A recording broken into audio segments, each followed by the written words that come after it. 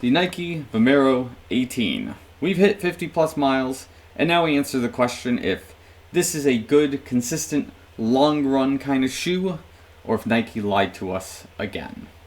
Let's talk about it. So before we get into the video, make sure you like the video, subscribe to the channel if you're subscribed watching the content. Thanks so much, love you guys a lot. Make sure you follow me on Instagram and Strava for all sorts of other updates and things of that sort. I've also added an eBay link where I have some of my older shoes that I've talked about on the channel, product that I've never used, basically up for sale. So if you're looking for extremely discount shoes, whether it's for your use or some projects of repair or whatever it may be, go check it out. Maybe you'll find something you like. But yeah, without further ado, let's begin. Specs for the shoe, somewhere up here. We've talked about the shoe on the channel before.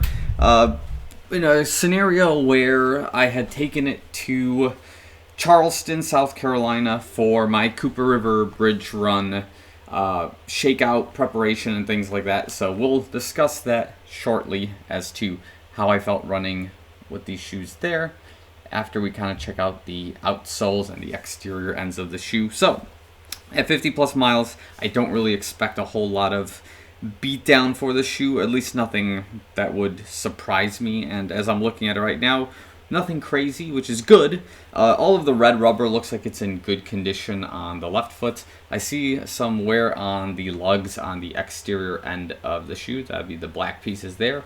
Not too much or nothing unusual on the interior side either. That's kind of where I was expecting most of the wear. Also, this rubber padded area, again, looks okay so far. That is the React X foam.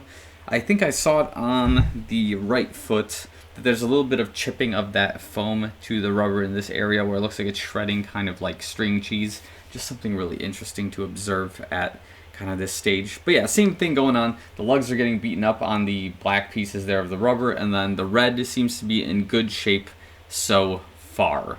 So at 50 plus miles, this is sort of what I'm expecting. I don't expect too much damage, but if there is a lot of damage, then I would be a little bit more concerned of the shoe's lifespan kind of moving forward.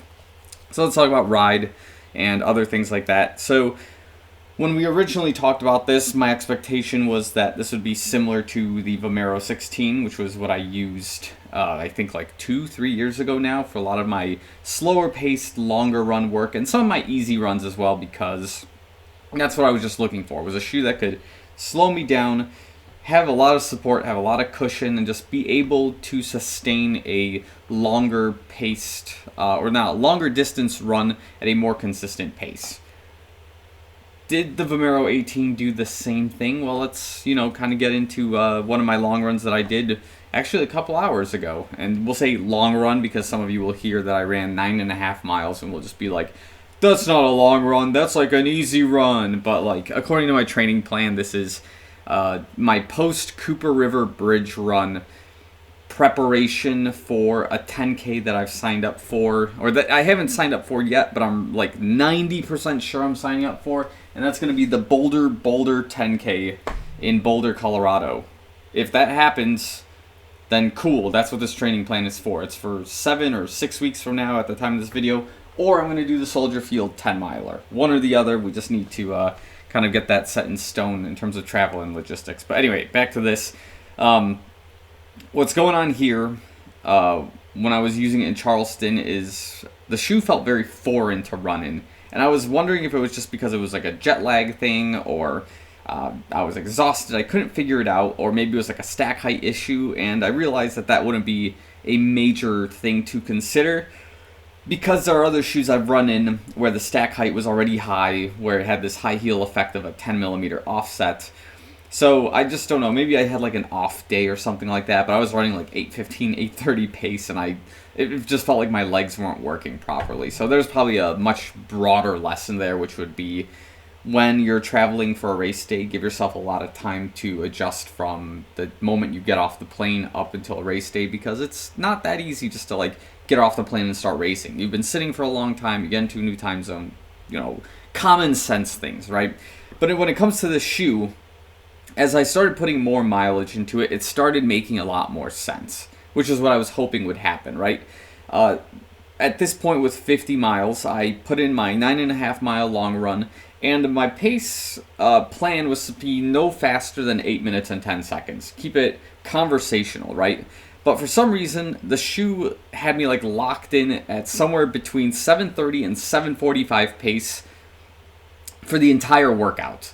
And it's funny because like my segments on, I think it was Runna or Strava, like show exactly that. Like the pacing was almost next to perfect. Like I suck at keeping pace for any sort of workout, right? Like I need a pacer to keep me slower or faster. This shoe was like, I think stable enough and comfortable enough where I was able to stay within that 7:30 to 7:40 range like effortlessly, okay? And that's exactly what I was looking for out of this thing. I was not looking for a trailblazing fast long run shoe, because I have that shoe. It's the Alpha Fly 3, right? That's my race day shoe. That could be the Zoom Fly, the one other shoe I have there. I don't even remember the name of it. I'm gonna say it's the Zoom Fly 6. I don't think that's it though.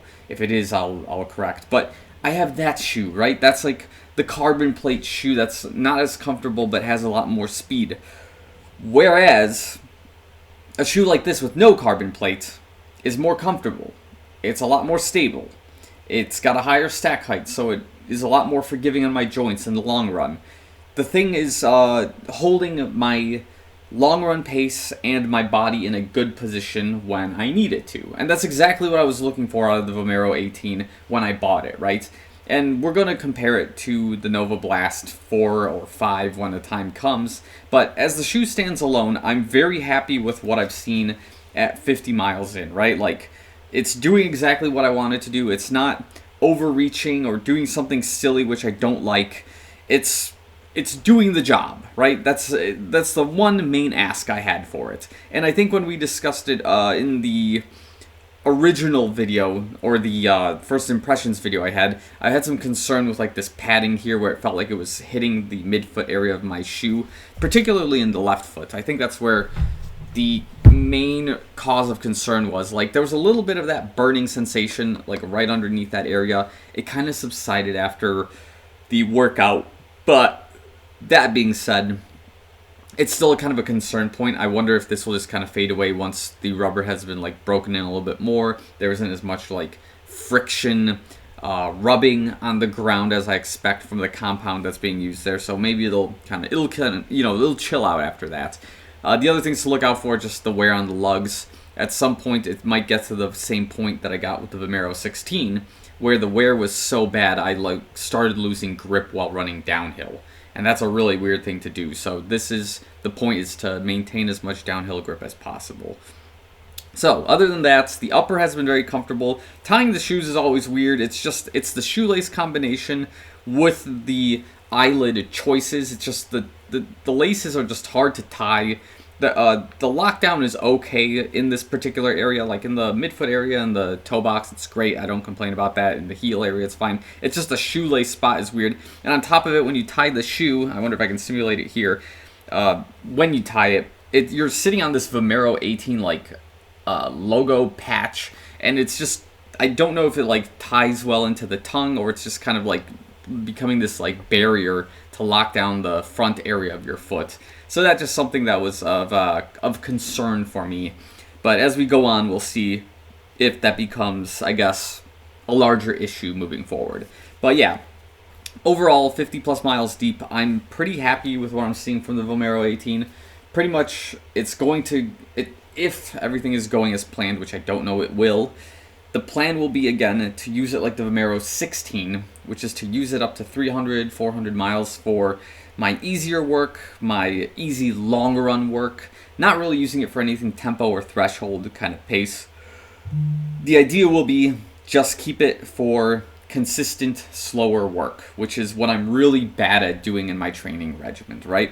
I need to go a little bit slower, keep the heart rate low, save my strength for the harder workouts while continuing long volume of running.